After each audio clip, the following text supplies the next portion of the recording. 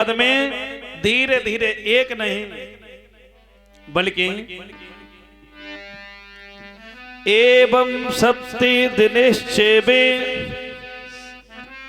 सप्ति ग्रंथि विभेदनम कृत्वा सादादि स्कंधे स्रात तातम जहो।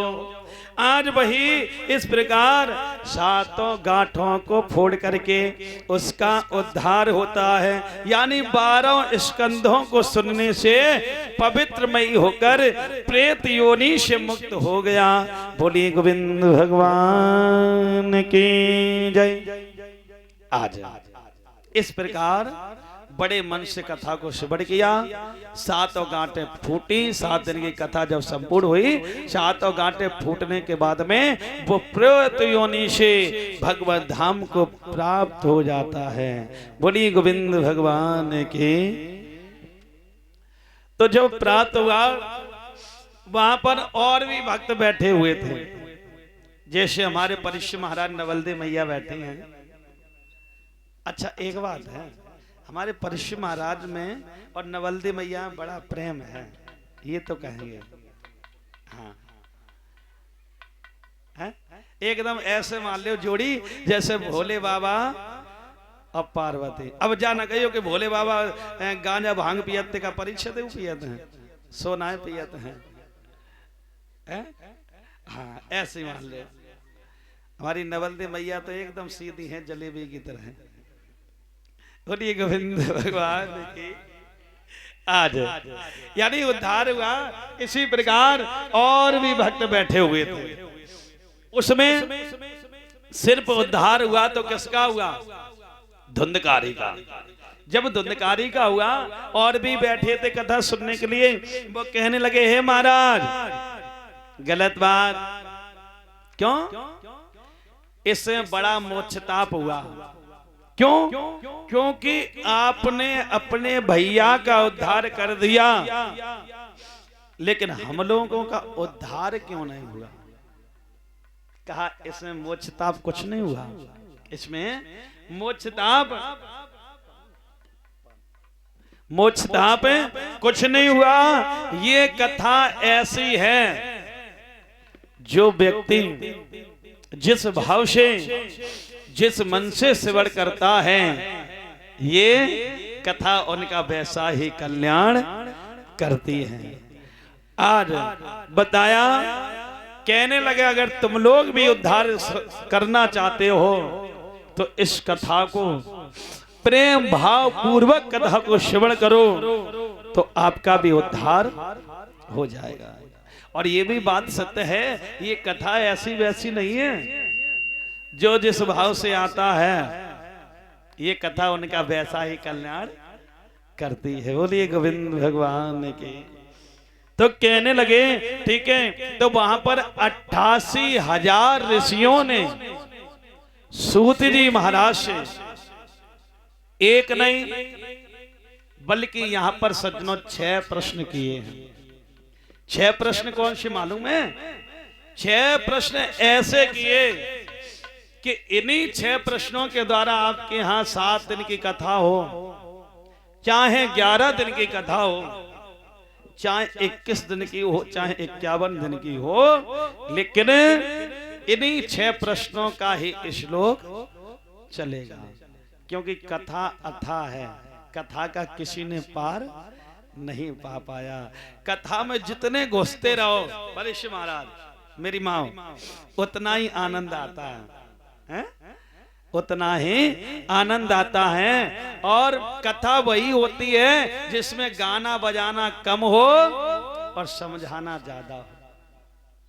ये नहीं कि हारमोनियम पे हाथ रख लिया तो राधे कृष्णा जा गई वा गई, उठा के फिर पटक दे, ये कोई कथा नहीं होती है। बोलिए गोविंद भगवान की। कथा वही है जिसमें गाना बजाना कम हो, समझाना ज्यादा हो, तभी समझ में आता है। आज मेरे भैया ध्यान रखना कि इधर जैसे इतने वचन कहे तो यहाँ पर 6 प्रश्न कहे हैं। 6 प्रश्न कौन से ध्यान रखना? 6 प्रश्न कहे। पहला प्रश्न कहा कि हे भगवान, 88,000 ऋषियों ने, हे भगवान मुझे ये बताएं कि ये मानव धर्म क्या है, और जो लोग मंदिरों में जाते हैं, तीर्थों पर जाते हैं, परिक्रमा लगाते हैं, ये प्रभु सब क्या धर्म है, मुझे इस चीज को विस्तार से समझाइए। और दूसरा प्रश्न मेरा ये है भगवान कि मंदिर में जब लोग पूजा करने के लिए जाते हैं तो वहां पर कोई तो कहता है कि भोले बाबा बड़े हैं, और कोई कहता विष्णु भगवान बड़े हैं, कोई कहता है प्रभु राम बड़े हैं, और कोई कहता कृष्ण, कोई कहता बाबा जहारवीर बड़े हैं। लेकिन प्रभु मैं तो इसी शंका में उलझा रहता हूं कि भला कि बड़ा कौन है। लेकिन एक बात बताएं परीक्षित महाराज कि भगवान अगर है तो एक ही है, लेकिन नाम अनेक हैं। परमात्मा एक ही है, नाम अनेक हैं, और ऐसे ही हम और आप एक हैं, सिर्फ भगवान ने अपने रूप रख दिए। बोलिए गोविंद भगवान की।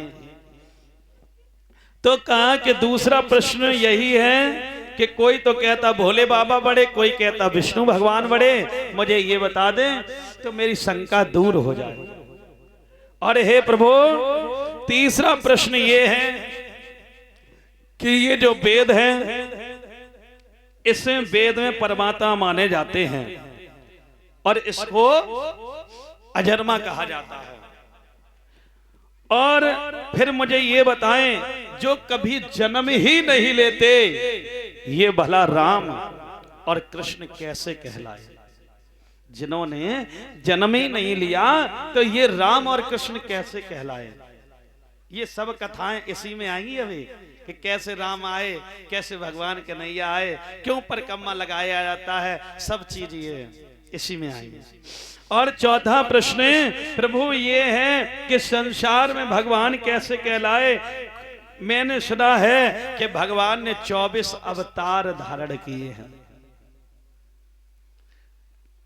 भगवान ने 24 अवतार धारण किए, लेकिन प्रभु ये नहीं पता ना जाने कितने अवतार धारण किए, ये तो जो लिखा है वो बता दे। बोलिए गोविंद भगवान की।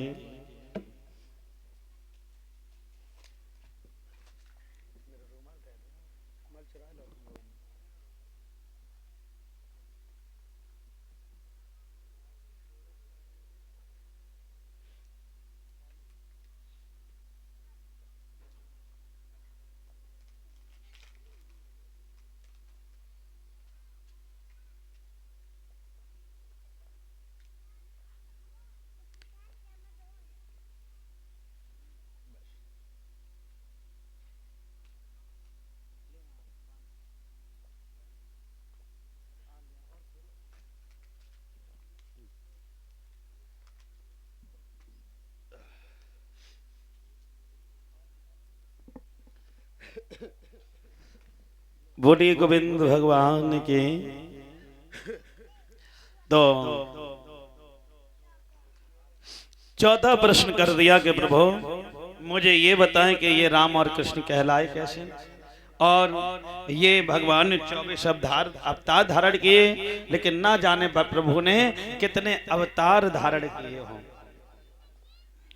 और प्रभु मेरा पांचवा प्रश्न ये है कि जब संसार में मनुष्य आता है और उसका मन जो होता है वो मनुष्य कार्य में इतना व्यस्त हो जाता है कि वो भगवान के नाम को भी भूल जाता है, फिर उसके साथ में क्या होता है ये भी बताएं प्रभु।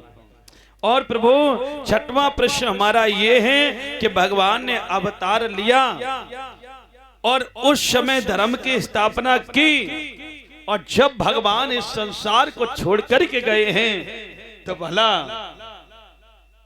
उस धर्म को कहां पर छोड़ करके गए, कहां पर इस धर्म की स्थापना की है? प्रभु मुझे यही 6 प्रश्नों का उत्तर बता दीजिए मेरा हृदय गदगद हो जाएगा। शायद इन्हीं 6 प्रश्नों के द्वारा मेरा कल्याण भी हो सके। आज इधर कथा सुनाने लगे हैं कि व्यास जी महाराज जो हैं, इन्होंने जो व्यास जी महाराज हैं ये ग्रंथों को लिख रहे हैं। ग्रंथों को लिखते लिखते बहुत समय व्यतीत हो गया, क्योंकि वेद कितने होते हैं परीक्षित महाराज? 4, और शास्त्र कितने होते हैं? 6। वेदों की जो जरूरत होती है ये किसको जरूरत होती है? संतों को। और शास्त्र कौन रखता है? ये राजा महाराजा, इन लोगों को शास्त्रों की जरूरत होती है। तो इधर क्या हुआ कि वही व्यास जी महाराज ने धीरे धीरे एक नहीं बल्कि 17 पुराण लिख रहे, फिर भी